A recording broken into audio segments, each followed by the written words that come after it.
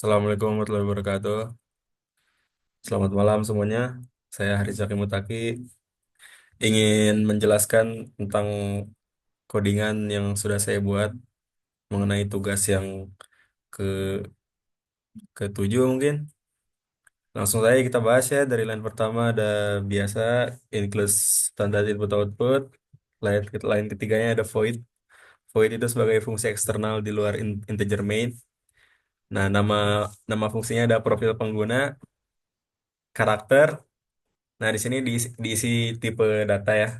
Ada karakter buat nama, ada integer buat umur, ada float buat tinggi. Kenapa? Karena nama itu huruf, umur itu integer atau bilangan bulat, dan tinggi adalah float sebagai angka desimal ya.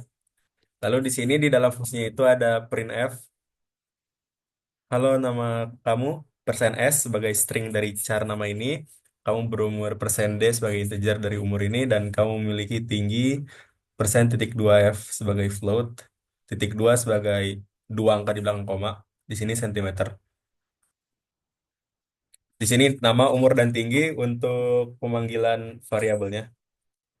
Lalu di line ke-8 di sini ada integer main sebagai fungsi utamanya yang bakal kita jalankan di sini.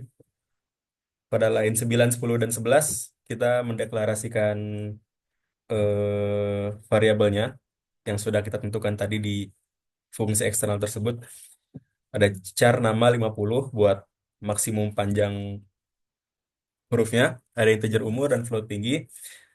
Lalu pada line 13 saya membuat for loop. For loop karena di sini kita bikin loop karena di perintahnya kita bikin tiga tiga user ya, tiga user. Jadi saya bikin for loop di sini integer i sama dengan 0 sesuai format i kurang dari 3 dan i plus plus sebagai increment.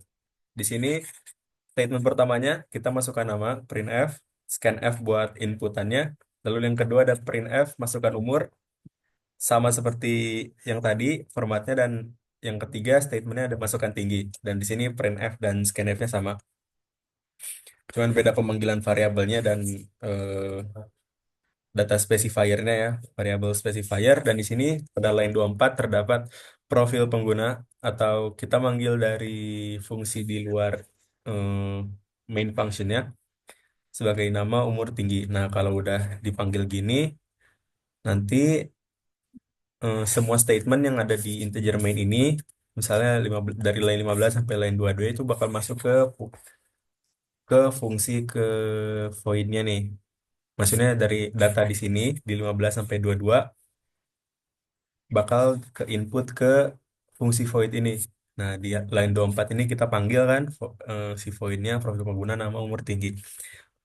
Lalu di sini ada return zero sebagai return function dari integer main-nya.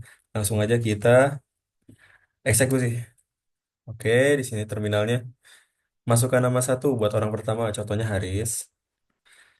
Masukkan umur umur satu, contohnya 19. Masukkan tinggi 174.